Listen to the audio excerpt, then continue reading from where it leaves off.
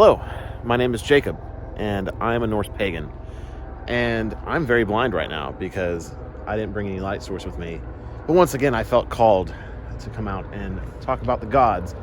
And so I'm just using my phone and its flash, so I am very blind.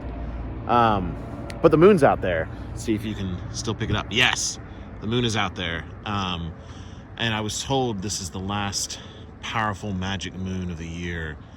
And I kind of believe it because I got very strange vibes while I was going to bed. And it's interesting because it's cold and it's been warm all week. And then this night, it's gotten quite chilly outside. And it's supposed to get almost down to 20 degrees Fahrenheit on Saturday. And I don't know, there's something different about this moon. But the thing I wanted to talk about tonight, while we're out here staring at the moon together, is why is the moon so powerful to us? And to really capture that, I always like to think back to a time before we knew what the moon really was, or to a time before we knew really what space was. And to me, the moon, I mean, just sit with me here on this valley. You know, you're living in Norway. You see the northern lights, you see the mountains, you worship the old gods, and then you see this giant, bright light that is almost as powerful as the sun above you. And one of my favorite lines in all of the Voluspa, which I just did a reading of, is the moon did not yet know what kind of power it had. Because that kind of really sits with me, because we're all so drawn to it. We're all so mesmerized by the power and the beauty of the moon. Even people who do not believe in paganism recognize the power of the moon. I mean, if you think about it, like, even my mother, who was a nurse, who was a Christian, a God-fearing woman, she always says more strange things happen on full moons. More births happen on full moons. More deaths happen on full moons. There's a reason for it. And even, it's so ingrained in our soul that the moon is power. And everyone recognizes it, whether they want to accept it or not. And on nights like this, it's hard to deny it. So be with me on that hill overlooking the ancient valley as we look at the moon and wonder what kind of magic it had and what kind of magic it has over us. I mean, if you look at it, the moon, why is there a train? The moon, it attracts the oceans, yes. It pools the water that creates our tides. And it's kind of wild, actually, if you look into the science. When I was taking oceanography in college, what really happens is when the moon gets closer to us in its orbit, because it's not circular, it's elliptical, just like everything else. When it gets closer to us, it pulls our oceans further up, closer to the moon, because the gravitational pull of the moon is so powerful. It pulls the ocean towards it.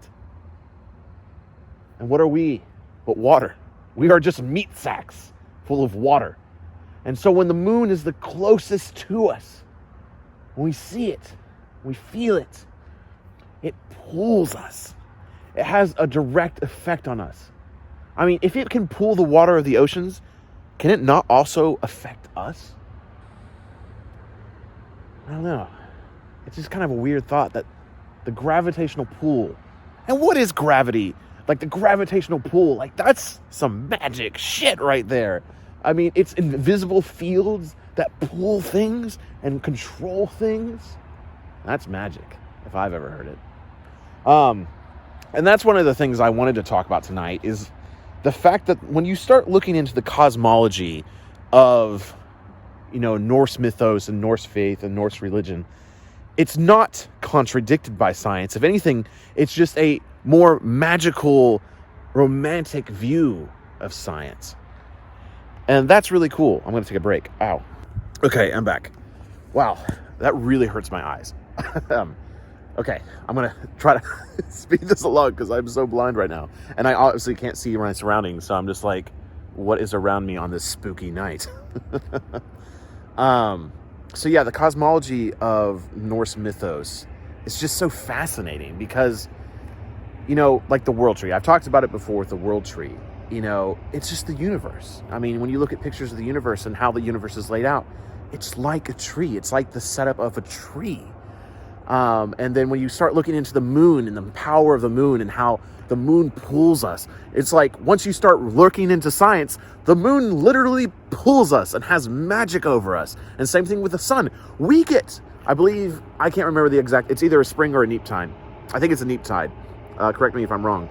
But it's where the sun and the moon are both working at their hardest to pull the ocean, because the sun itself has an effect on our water of our ocean. So its forces are acting on us as well. These invisible forces. And isn't that what we see our gods as? Yes, we might see them as these beings, but also there are these invisible forces that guide our lives. And if our ancestors couldn't see gravity, and yet they still knew it existed, they still knew that something that was gravity existed. There was a pool of magic, and they called it something. Is this pool of the gods not also something that maybe we can't explain yet? And maybe we don't need to explain it. And even if we do, I have a thought and a theory that if we can explain the gods and what the gods are, it's going to make sense with science too. It's really cool stuff. So it got really dark and spooky out there, but also I was going so blind. And Miri wanted to be in the video too. Say hi, Miri. It's getting very late. So what I wanted to say, she didn't want to be in the video very long. The last bit I want to leave you with is I'm not a perfect pagan, and I don't try to be, and I can't, and I shouldn't.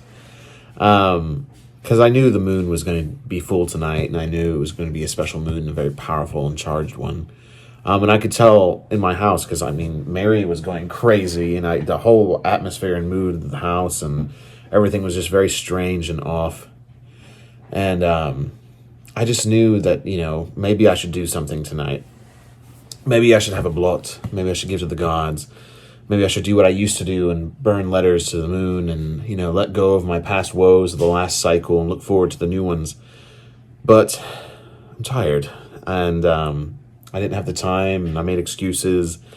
And I eventually got off my ass and went outside to at least observe the moon and at least soak up some of that raw energy, and speak to Odin a little bit, and of course film this video. And that was hard. Being a pagan isn't always easy, but we have to follow the signs that we're given, and we have to follow the feelings and the flows, and you will never be perfect at it, and I will never be perfect at it, and that's okay.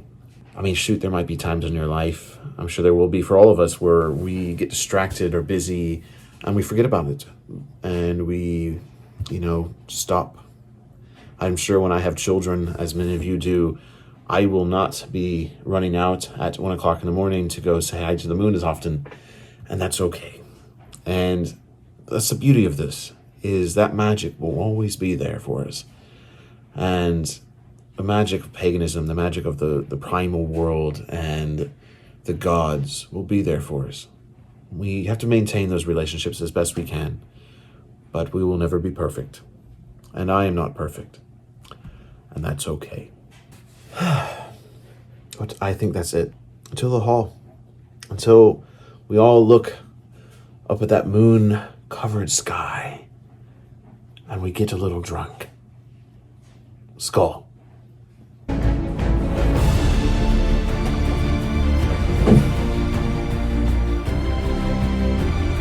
Miri, get the lights.